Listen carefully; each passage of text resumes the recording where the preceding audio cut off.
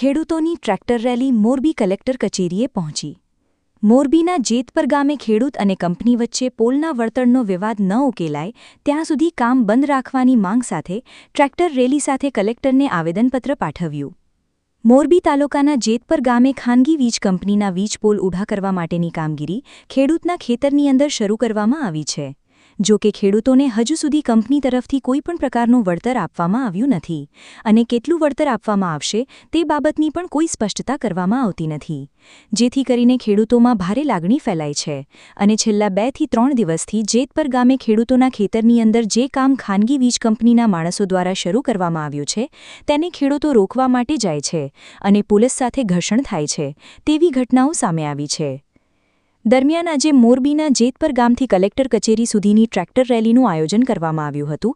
તેમાં અંદાજે 50થી વધુ ટ્રેક્ટર સાથે મોટી સંખ્યામાં ખેડૂતો જોડાયા હતા અને જય જવાન જય કિસાનના નારા સાથે આ રેલીનું જેતપર ગામથી પ્રસ્થાન કરવામાં આવ્યું હતું.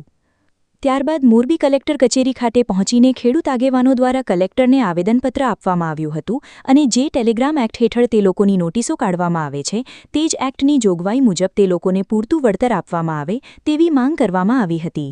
તેમજ વર્ષ 2024માં કરવામાં આવેલ પરિપત્ર મુજબ ખેડૂતોના ખેતરમાં કોઈપણ કંપનીએ કામ કરવું હોય તો ખેડૂતને એડવાન્સમાં પેમેન્ટ આપવાનું છે. તેમ છતાં પણ તેની અમલવારી કરવામાં આવતી નથી અને ખેડૂતોના ખેતરમાં કામગીરી શરૂ કરવામાં આવે અને પોલ ઊભા થઈ જાય ત્યાં સુધી તેઓને કોઈપણ પ્રકારનું વળતર આપવામાં આવતું નથી.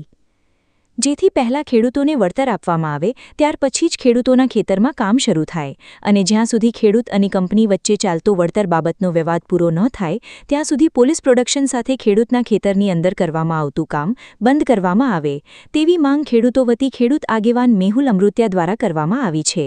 અને હાલમાં ખેડૂતો દ્વારા જેતપર ગામે 2 દિવસના પ્રતીક ઉપવાસ કરવામાં આવી રહ્યા છે અને જો 2 દિવસમાં પ્રશ્ન નહીં ઉકેલવામાં આવે તો આગામી સમયમાં ભૂખ હડતાલ આંદોલન કરવાની ચીમકી ઉચ્ચારવામાં આવી છે અને ખેડૂતોએ આવેદનપત્ર આપ્યું. ત્યારબાદ ખેડૂતોની માંગ વિશે કલેક્ટર સ્વપ્નિલ ખરેને પત્રકારો દ્વારા પૂછવામાં આવ્યું હતું ત્યારે તેઓએ કહ્યું હતું કે હાલમાં જે કામગીરી કરવામાં આવી રહી છે તે સરકારની જોગવાઈઓ અને નિયમો મુજબ કરવામાં આવી રહી છે અને સરકારના પ્રોજેક્ટમાં રૂકાવટ કરવી એ સ્વીકાર્ય નથી અને કાયદાની જોગવાઈ મુજબ આગળની કાર્યવાહી કરવામાં આવશે. આવેદનપત્ર આપવામાં આવ્યું હતું ત્યારે ખેડૂતોની સાથે મહેશભાઈ રાજકોટિયા, મુકેશભાઈ ગામી, પંકજભાઈ રણસરિયા, કેડી પડસુંબિયા, કેડી બાવરવા, જીતુભાઈ પટેલ, પુષ્પરાજસિંહ જાડેજા, વસીમભાઈ મંસૂરી, ઉમેશભાઈ પટેલ સહિતના આગેવાનો હાજર રહ્યા હતા. બ્યુરો રિપોર્ટ, સમય 24 ન્યૂઝ મોરબી. નામ મેહુલ અમૃતિયા, ગામ જેતપર મચ્છુ. અમારે ગામમાં હળવદ ટ્રાન્સમિશન લિમિટેડ એટલે કે અદાણી કંપનીની હેવી લાઇન 765 કેવી નીકળે છે. એ બાબતે કોઈ પણ પ્રકારનું વળતર કંપનીએ દીધું નથી. કલેક્ટર સાહેબના હુકમના આધારે પોલીસ પ્રશાસન અને કંપની બળજબરીપૂર્વક અમારા ખેતરમાં કામ કરે છે. એટલે અમે સાહેબને આવેદન દેવા એ આવ્યા હતા કે ભાઈ અમને જે તમે ટેલિગ્રાફ એક્ટ 1885 હેઠળ હુકમ કર્યો છે એ જ કાયદા મુજબ વળતર આપવામાં આવે, નહીં કે ગુજરાત સરકાર ઉર્જા વિભાગના પરિપત્ર પ્રમાણે. આ અમારી માંગ હતી. એટલે અમે ટ્રેક્ટર લઈને બધા ખેડૂતો આવેલા છીએ. 600-800 ખેડૂતો છે, આજુબાજુના ગામના છે. તમામ લોકોએ એમને સાથ સહકાર આપ્યો છે.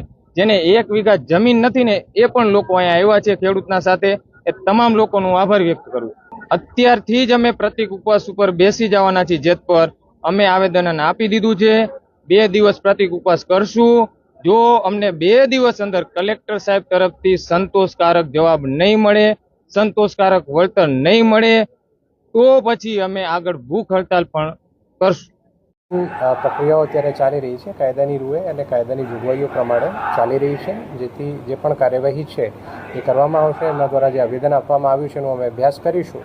પરંતુ જે દેશના વિકાસ માટે વિવિધ સરકારશ્રીની જોગવાઈઓ, સરકારશ્રીના નિયમો પ્રમાણે થતા પ્રોજેક્ટ્સ છે એમાં કોઈ પણ પ્રકારનું રૂકાવટ પણ સ્વીકાર્ય નથી. એમાં તો જે કાયદાની જોગવાઈઓ છે એ પ્રમાણે આગળની કાર્યવાહી થશે. આપને પહેલાં જ મેં આ બાબતે જણાવ્યું છે.